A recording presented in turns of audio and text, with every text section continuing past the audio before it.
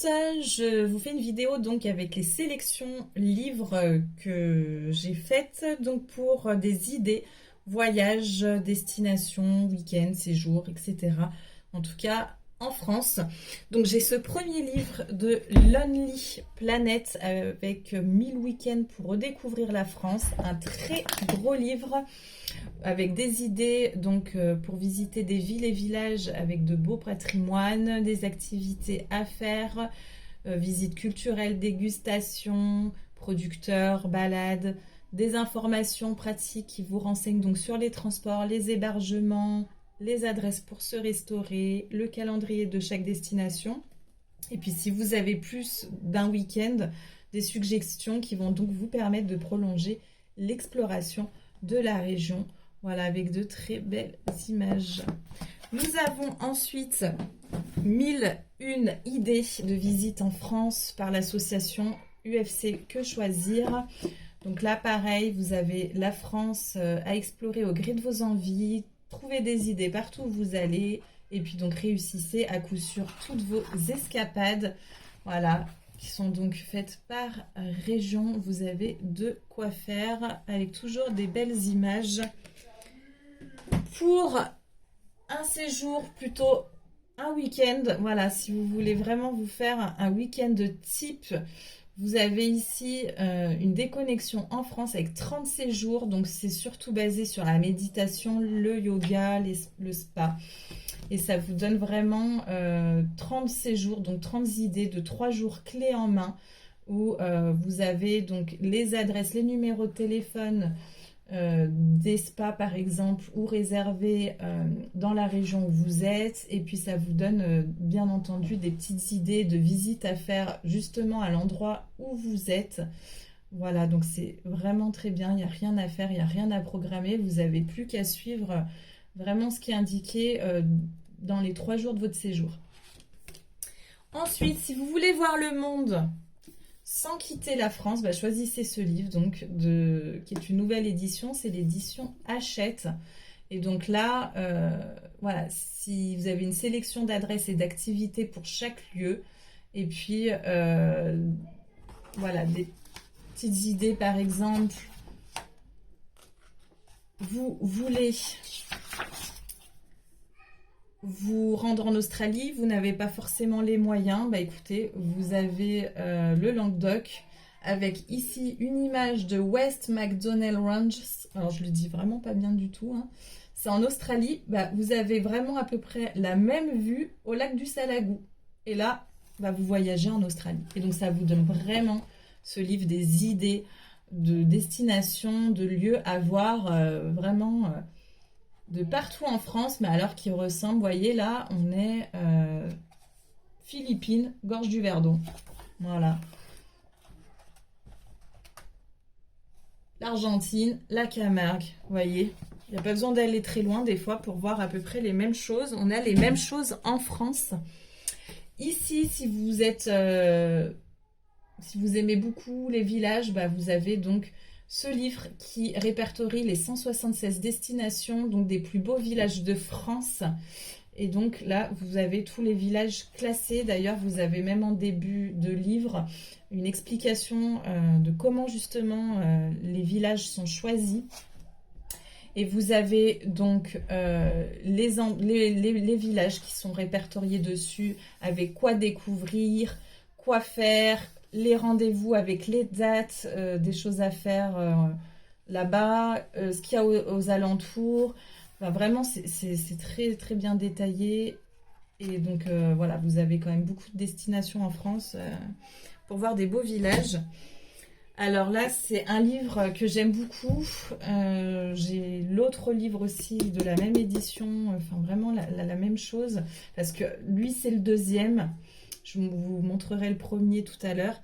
Lui, c'est le deuxième donc, des 100 pépites qu'on peut voir en France. Donc j'adore ce livre. Vous avez donc de très très belles images. Donc du désert lunaire de Platée au trésor de l'île Taïtou. Organisez grâce à cette sélection vos plus belles escapades d'une heure, d'une journée ou d'un week-end. Voyez, donc là, vous avez par exemple la plage de l'Ostriconi, pourquoi y aller? Vous avez le spot photo incontournable, ne repartez pas sans avoir fait ou vu, l'anecdote donc concernant cet endroit, pour faire durer le plaisir si vous voulez rester plus longtemps, et puis bien sûr le côté pratique avec quand y aller, comment y aller. Voilà, donc je trouve ça super. Vous avez des petits logos en haut qui vous disent un petit peu quoi faire en fonction de l'endroit. Donc là, c'est plus pour la détente, farniente, baignade, activité nautique. Là, par exemple, au lac de Chambon, c'est plus pour les baignades, activités nautiques, le panorama, si vous aimez les randos, les balades. Donc voilà, je trouve ça vraiment super. Et donc, vous avez l'édition numéro 1 qui est 100 pépites pour découvrir la France. Donc ça, c'est la première édition. Là, je suis sur le plateau de Valensole, donc il est fait exactement de la même façon que l'autre. Là, c'est plus pour le panorama. Si vous êtes plus rando, balade ou culture et patrimoine, vous avez ici le Cergy, l'axe majeur. Et puis, si vous êtes plus montagne, vous avez le massif du Vercors avec des randos, balades, culture, patrimoine, observation de la faune ou pour le panorama. Voilà, donc c'est très bien répertorié. Si vous avez des enfants et que vous avez un petit peu peur qu'ils s'ennuient, vous avez ce livre fait par l'édition Michelin, donc c'est Week-end avec les enfants, où vous avez vraiment 1000 idées originales pour s'évader en famille en France. Vous avez donc les destinations faites par thème, donc le top du week-end. On bouge donc avec voilà, tout ce que vous pouvez faire si vous souhaitez bouger sur place, les choses à apprendre, si vous souhaitez faire plus d'activités façon jeu pour les balades, si vous voulez aller là-bas, savoir quelle fête il y a, donc vous avez à ce moment-là, bien entendu, la période où vous rentrez pour cette fête-là précisément, des petites adresses pour les repas et effectivement aussi pour l'hébergement. Donc là, par exemple, vous voyez, on est en Corrèze. Voilà, ça vous donne une petite destination à faire. On bouge donc avec grimper aux arbres, randonnée. On apprend, si vous voulez plus être dans l'apprentissage, donc l'œuvre d'un passionné du Moyen-Âge. Et ensuite, on joue donc les sens en éveil au jardin donc d'Aurillac. Voilà, pour les balades, vous avez ici des idées avec par exemple le camp Saint-Mathurin Léo Bazel, découverte avec le bâton compteur. Et puis là, donc on fait la fête, on vous dit tous sur le pont. Donc c'est une fête, descente en radeau, joute sur l'eau, repas festif. Et on vous dit que cela se déroule début juillet. Vous avez le numéro de téléphone, le site internet, c'est super. Voilà, les adresses repas ou dormir. Donc très très bien détaillé ce livre.